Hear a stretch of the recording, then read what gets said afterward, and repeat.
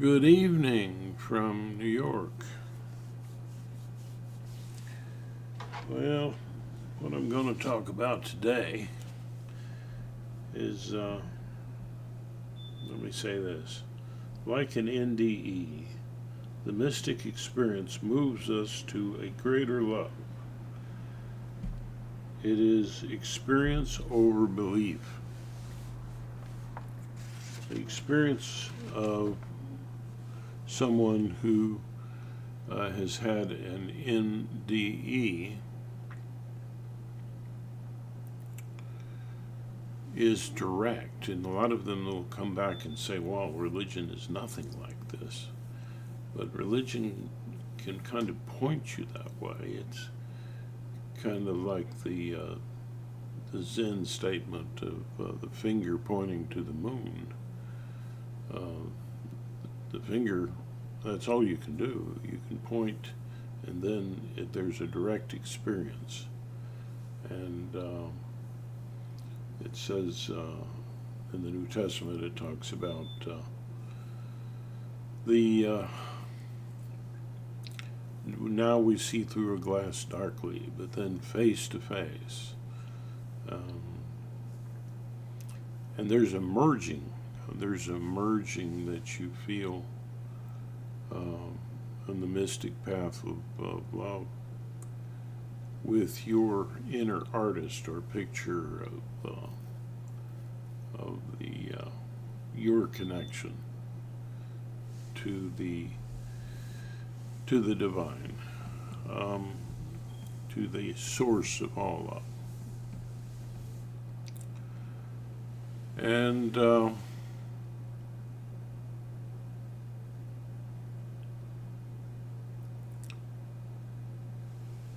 that connection kind of pushes your selfishness out of the way. It helps you with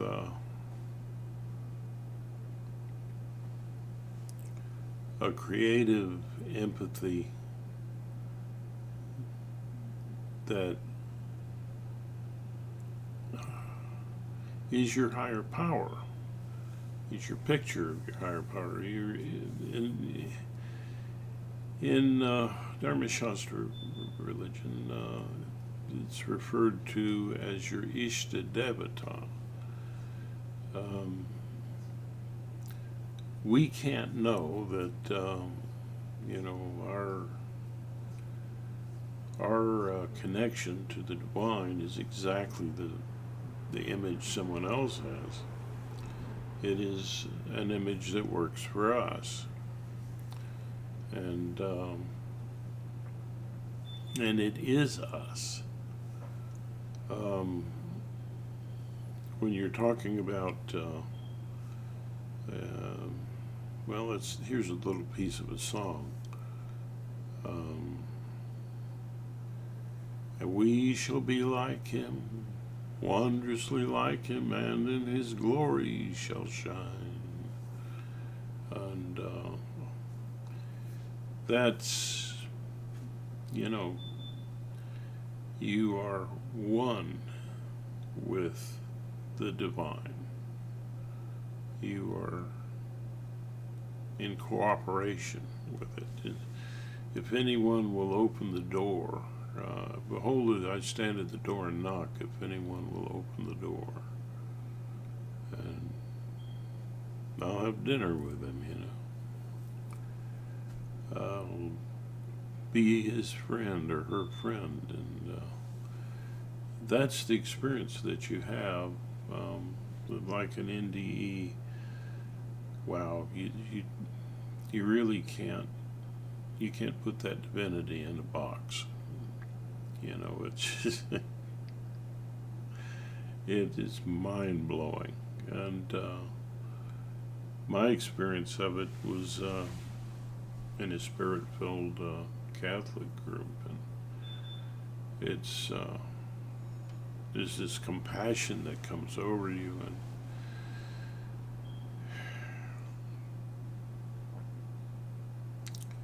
and then suddenly Mm. You're feeling like the opposite of your normal selfish self. You're just, you'd be willing to be hurt seriously or die for that person. It's that kind of intensity. I'm just talking about the intensity here. And I seem to know things, I just don't know how I knew them. Kind of like what happens in an NDE. I don't know what happened, except I was in a love flow, and I was channeling my inner artist, my divinity, my picture of it. It's easier way to relate. As Krishna said, there were two ways. One is the more abstract way, and the other way is personification. And this is much easier to go the personification route rather than the abstract supreme concept.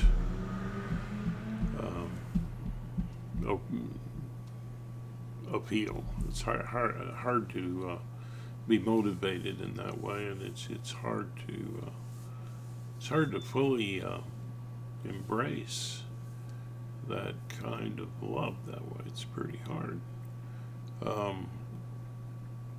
So when you personify, that's your Ishtadevata, that's your picture of the divinity, and people in NDEs will see their own picture. Say, well, they don't all see Jesus. Well, some see Buddha. Some, it doesn't really matter. It's their connection to divinity.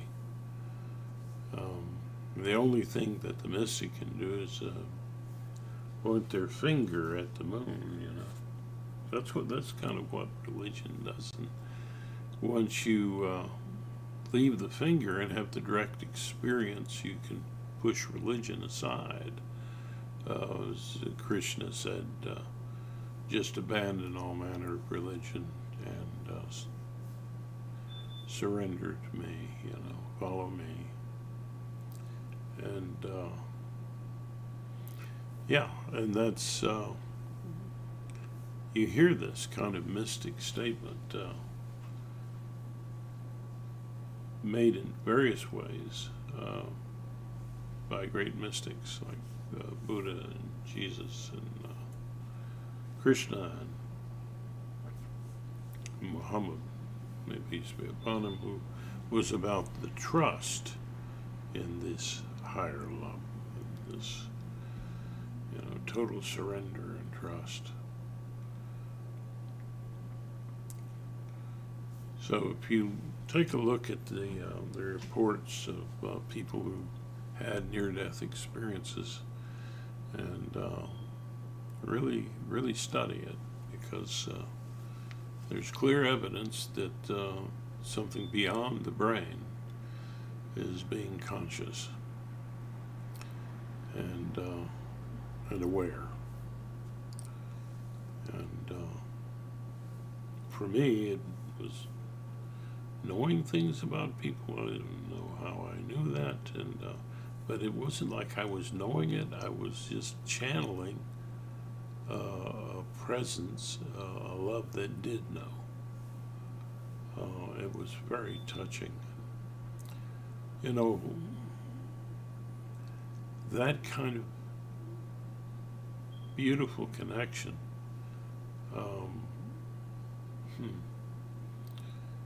That's something that it stays with you. It's like a beautiful music just outside your hearing that's just always playing, and it's so beautiful that it brings tears to your eyes, and it's like always there, and it's always possible for you to reach up to your inner artist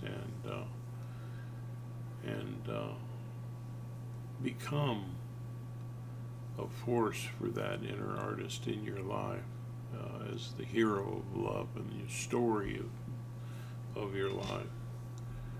The inner artist is up above your dramatic timeline.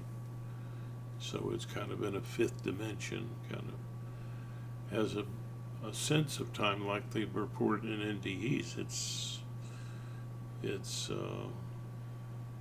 even a present sense of time. Contains a little bit of past and future, or it's nothing. It's not conscious. But you can have an expanded grasp of past and future. People remembering past lives could be an example of that expansion and knowing things, before they happen.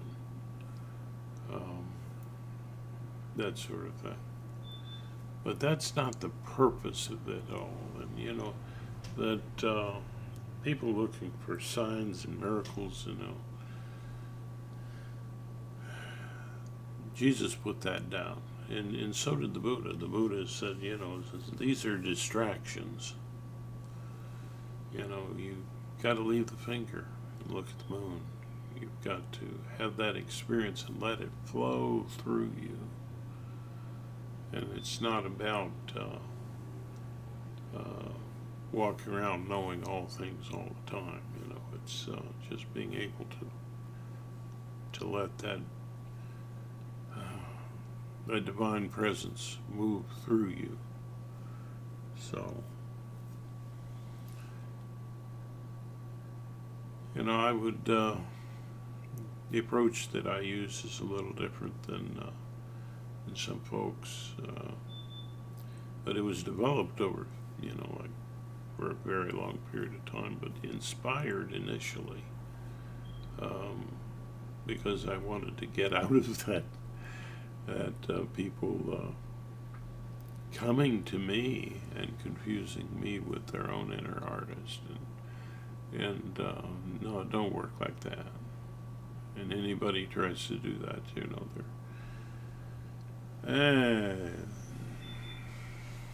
they're not true mystic.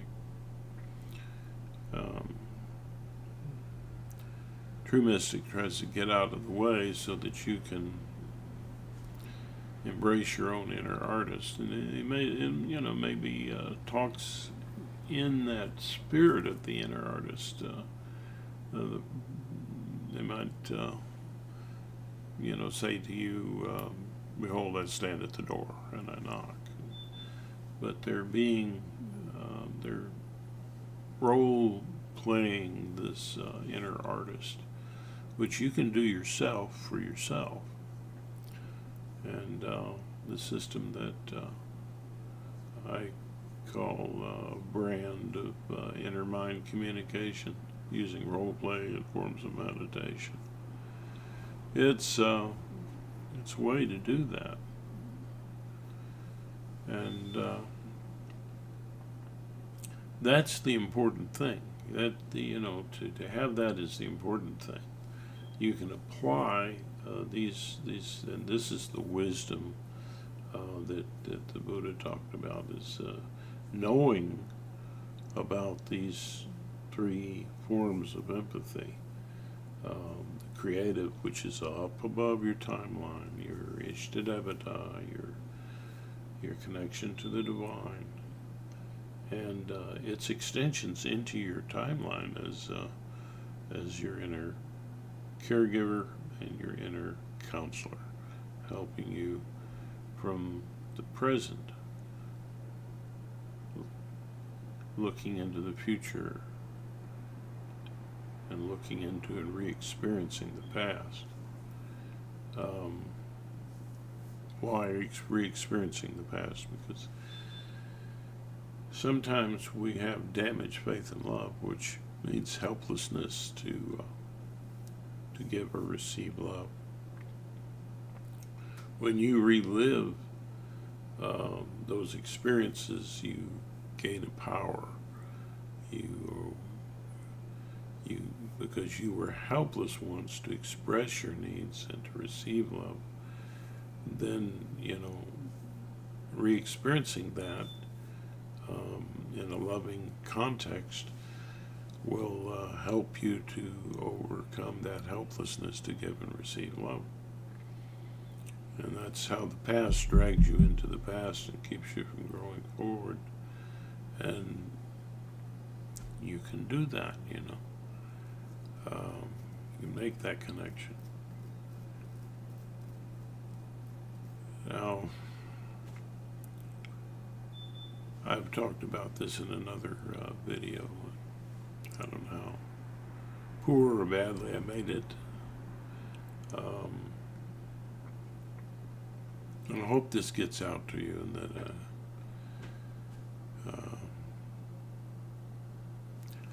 I'm not really good at doing this sort of thing, and I make some errors, and and be limited by YouTube somehow. And I hope not, but I feel I need to do this.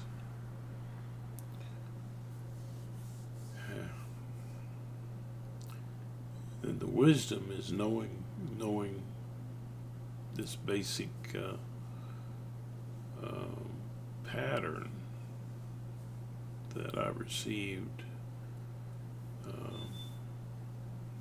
from my inner artist in the most loving tones.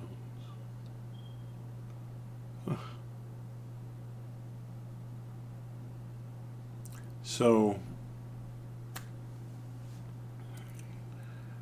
and if anybody wants to learn from me, then I'm just one who does this, but and I do it my own particular way.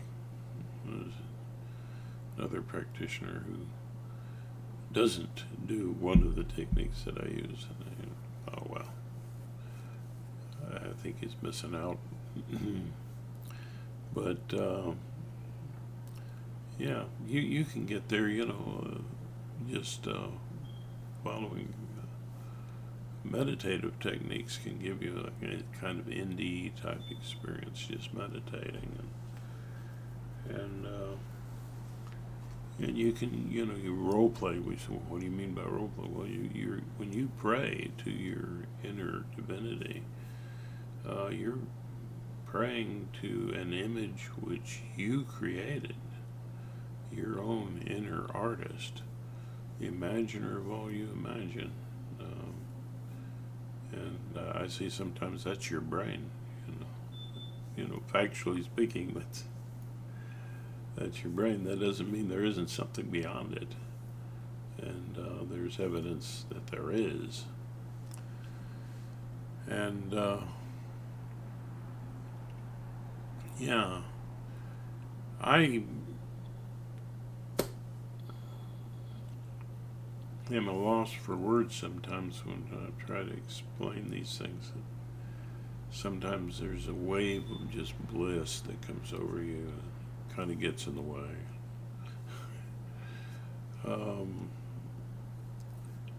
But that's where the artist, the inner artist of you in you lives, is in a position that enjoys every story, every movie that is a person's life or anyone's life, enjoys the story in a position of heaven, so to speak, but calls out to each of us in our story, in our movie of our life, and says, hey, make it more meaningful, be the hero of love in that movie, in that story that you write every day. And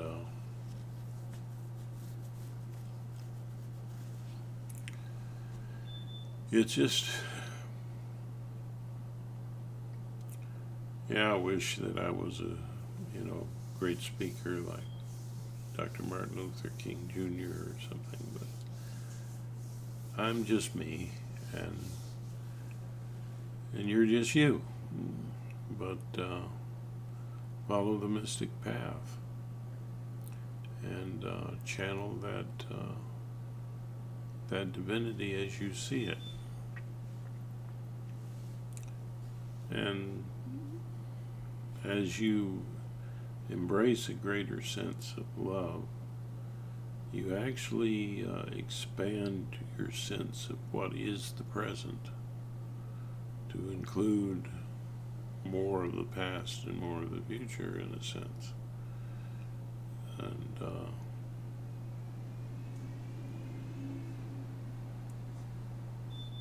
that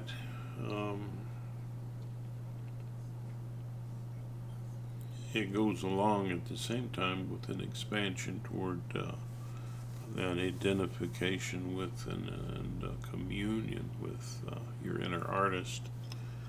And below that dramatic timeline, your infant mind. Suffer the little children to come unto me. You know, before you had language, you didn't have an ego concept. Don't be mystified by the things in Zen and things that talk about ego transcendence. That's your infant mind. That's how you were born. And you had certain abilities which later developed into these forms of empathy, and under social conditions, of course, the ability to develop these skills, well, that was a part of evolution of the human species. You know, around the universe, you can easily guess that this kind of greater sense of present, this greater conscious grasp of conscious time, you know, a sense of present awareness, that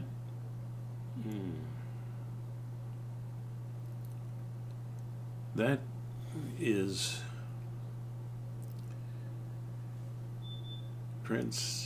transforming.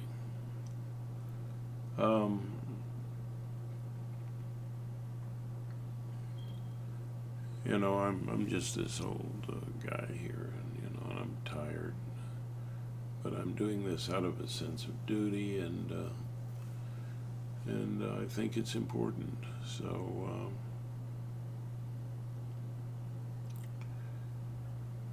yeah, I keep trying. But what would reward me is if anybody asked questions, and if anybody wanted to be on one of our Zoom calls, or maybe a private session for those who subscribe, you know, can arrange private Zoom calls, and in which you can be taught and trained to use the particular approaches that I talk about here in the channel. Now we also apply the wisdom of all of this to kind of philosophy of expanding empathy and awareness in how we approach politics. You know, a lot of people say, "Oh, he's just putting in these other references to get people to go to his video," and all of these things are connected. I'm not, you know. It's all connected, and yeah, but the whole main point is not the particular applications of this wisdom, um, but that's a part of it. And the change in us that's really, it's kind of a long process and it's not easy, but it's worth doing, is you got to understand that damaged faith and love creates what Jesus called the love of money. And money is symbolic need. You can't find satiation with symbolic need, right? So it's the kind of addictions that occur because you at one time were helpless to love and be loved. You had traumas, damaged faith and love, and you were helpless in it. And the compassion of the brain was to give you something to ease that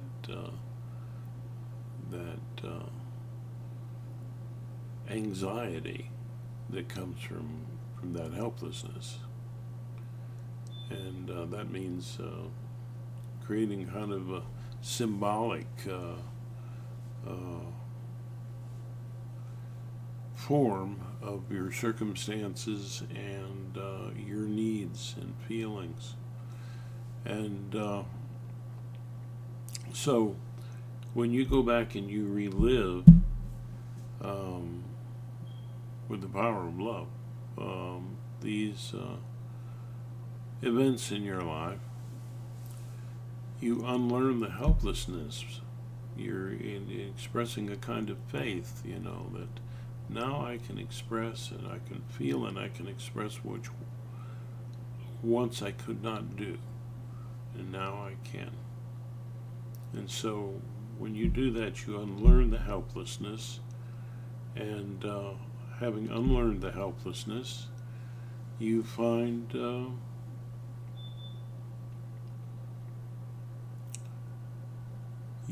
that you now see those needs, for instance, and circumstances as losses.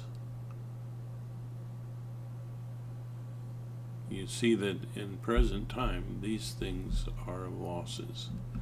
So you need a grieving process after that. This is something you do again and again as you mine for the good in your past and unlearn your helplessness to love and be loved.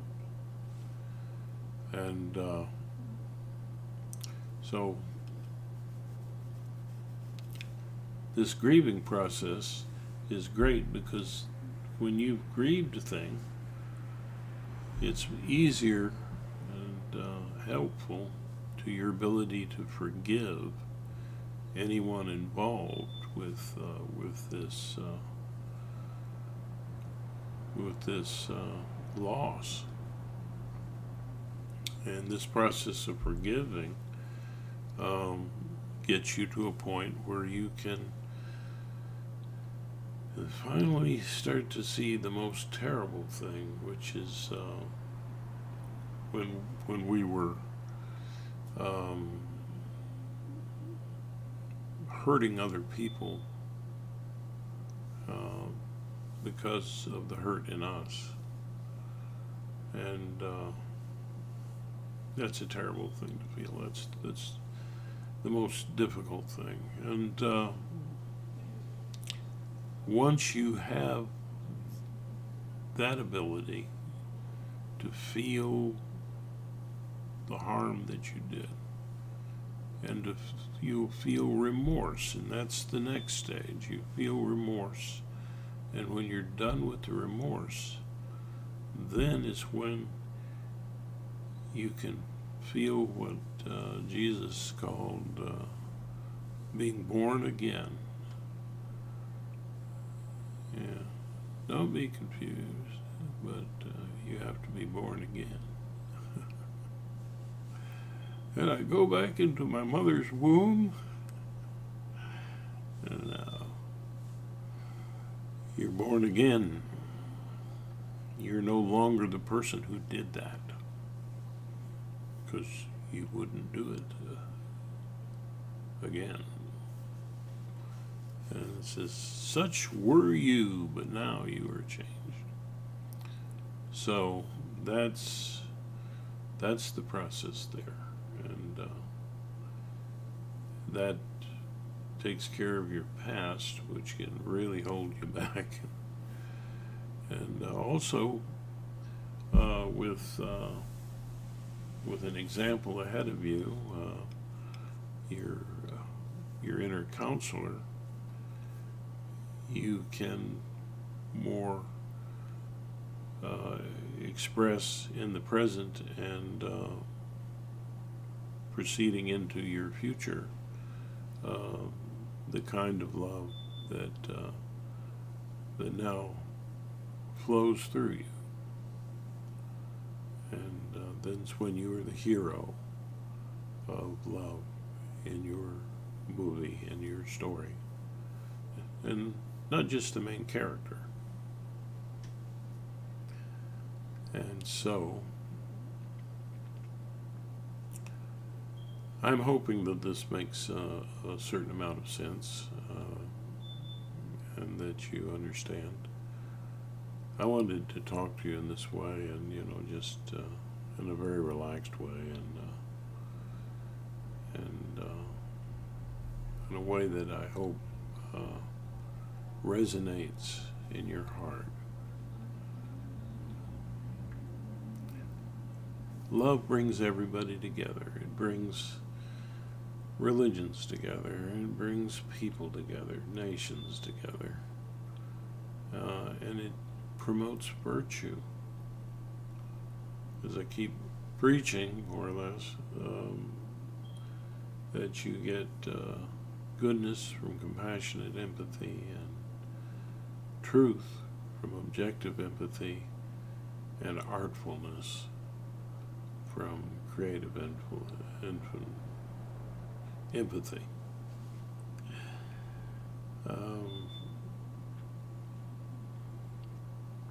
Yeah, here I am. That was stuttering, wasn't it? Yeah, I'm just getting tired. Yeah, Joe Biden stutters, but he's a very empathetic guy, and that's what you got to look for, is humble, empathetic people. Hopefully you get a chance to vote for somebody like that, and certainly vote for somebody that's more like that than the ones running against them. That's how we improve government, and that's how we improve our society. And I'm not just saying these things to get somebody to see the video, but democracy is the fertile ground for empathy to thrive, and for human rights to thrive, and for virtues to thrive. And so we've got to make a strong struggle for democracy, because that's what makes any country a light on a shining light on a hill. We got a lot of hills around the world, and I hope every nation shines with that light of empathetic love. And so that's what I have to say this evening. And I hope that some of this made sense to you. Please leave some kind of statement in the comments if you ever see this, if it isn't being blocked somehow or something. Please subscribe. There are benefits to subscribing. Classes can be taught. And then You know, when you're well trained and experienced, then you can help others, and that's a beautiful thing. And yeah, guess I'll try to wrap this up before I fall asleep looking at the screen here. Yeah. So I like to sing my Irish blessing at the end of my videos. You can just shut it off now if you want, but I love to do it. Hey, why not? May the road rise to meet you. May the wind be always at your back. May the sun shine warm upon your face. The rain fall soft upon your fields. And until we meet again, may God hold you in the palm of his hand, or her hand, or its hand, however you see the source of all love. And I'm reminded, I always like to mention what the great physicist Carl Sagan said: we are the universe knowing itself, which is kind of what namaste means. And it's a way of honoring that which is in all of us. Namaste. Make a great day. You know you can. Namaste.